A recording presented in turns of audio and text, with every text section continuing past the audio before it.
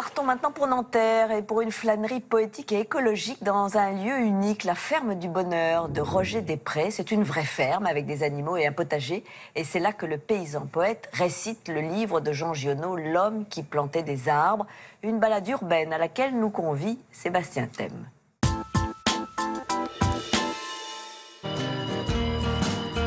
Enfilez vos plus belles chaussures de marche et rendez-vous à la ferme du bonheur entre chiens et loups.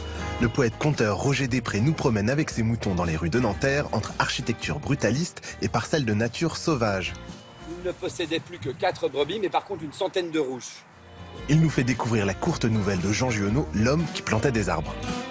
C'est une espèce de manifeste écolo avant l'heure de 1953. L'histoire, c'est Giono, le narrateur, qui est un grand marcheur. Il faisait des grandes randonnées, etc., qui se balade dans ses terres de naissance et de prédilection. Et puis, à un moment, il distingue une silhouette et c'est un berger. Une espèce de berger solitaire, un taiseux, comme ça, qui va lui donner à boire, qui va l'inviter dans sa bergerie. Il me fit partager sa soupe. Et comme après, je lui offrais ma blague à tabac, il me dit qu'il ne fumait pas. Et le soir, pendant le partage de la soupe, il voit le vieux trier des glands. Il est intrigué, qu'est-ce qu'il fait avec ses glands? Et en fait, le mec plante des arbres. Arrivé à l'endroit où il désirait aller, il se mit à planter sa tringle de fer dans la terre.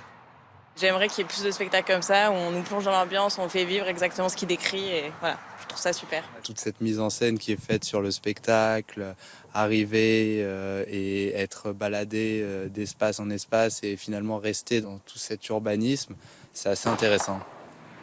Sorti de la guerre, je me trouve avec une prime de démobilisation minuscule, mais avec le grand désir de respirer un peu d'air pur. Là, on a l'impression d'y être alors que ça a été écrit il y a un siècle et j'aime beaucoup. Il y a un effet de contraste assez fort entre le paysage qu'on voit et les mots qu'on entend. Je vis couler de l'eau dans des ruisseaux qui, de mémoire d'homme, avaient toujours été à sec. Et justement, je trouve que le message en est d'autant plus fort. C'est un peu ça, la ferme du bonheur, finalement. C'est un endroit où des choses qui ne doivent pas se croiser se croisent.